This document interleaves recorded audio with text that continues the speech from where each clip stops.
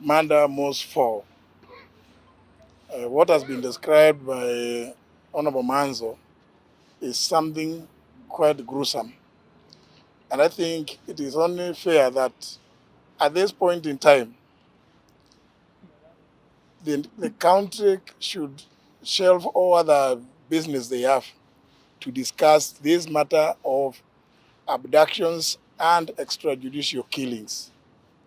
When I called on the press conference on the 12th of January, I ended by saying that this matter, if left unchecked, can plunge this country into chaos and anarchy, and called for a national dialogue, or indeed a commission of inquiry to inquire into these gruesome murders and be told whether there is a policy. I'm not aware of it. I sit in government. I'm not aware of any policy that supports abductions and extrajudicial killings.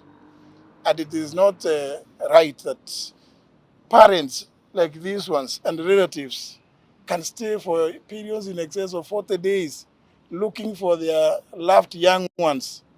And we sit somewhere claiming that we are discussing matters about the economy of this country. Economy for who?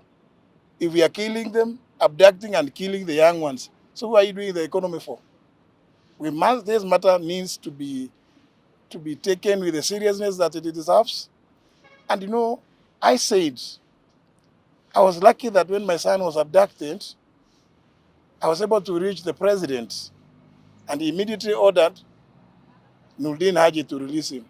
And Nuruddin, went ahead and released him. How about these parents and relatives who cannot reach the president? It is something that is so serious that we must shelve all other things that we are doing, because I do recall that during the campaigns, we went around the country saying that abductions, extrajudicial killings would never happen at our watch. But now it is happening. It has been happening, and we are trying to normalize it as we are here mourning and grieving about these four who have gone missing. We are also aware that two young men were killed in Nakuru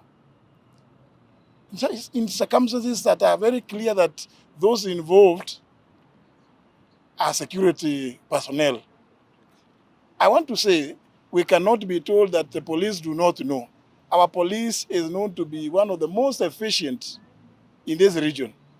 And therefore, if they wanted to crack this matter and bring the culprits to book, it will be a matter of just a few days or hours.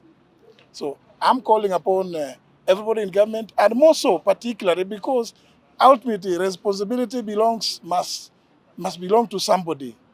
We say the buck must stop somewhere. In this case, the president is the president of the Republic of Kenya, head of government, and commander-in-chief of all defense forces. Therefore, Mr. President, I'm calling upon you now to order an end to these abductions, which you promised, killings, extrajudicial killings, and an open inquiry to examine, inquire into how these things have been happening. We cannot make it normal.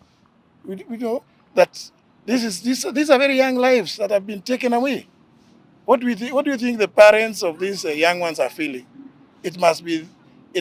Everybody must put themselves in the shoes of these parents and relatives who have been agonizing. Did they enjoy Christmas? They could not, when everybody else was enjoying their Christmas. Surely, this must be something that we must take to the next level, where we must involve in a commission of inquiry, which must include people from all sectors. Eh?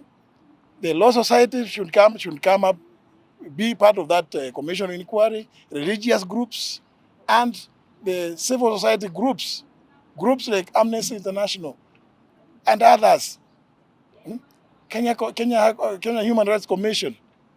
All of them, they should be involved in that commission, because we want the truth and to put an end to this. we cannot take it as business as usual anymore, because I can just put myself in the hearts and the minds of these parents. You've seen one of the fathers here is not even able to appear because of the agony that is been taken through for the last 40 days. It is not normal. We must now address this matter with finality, with a view to getting to the root cause. Regardless of your position in society, in government, in the security sector, remember, whatever you are doing, one day you may have to answer for it personally. You hold or you carry personal responsibility. Those of them that may not be clear should be reminded about the Nuremberg trials. You cannot be excused for obeying illegal orders from wherever they may be from. So people and Kenyans, please, those of you, I've seen many of you have taken pictures. Make sure that those pictures you take, store them safely, even in the cloud. One day in this country, you may find that those pictures you have taken may be the answer to this intriguing situation that we are going through in this country.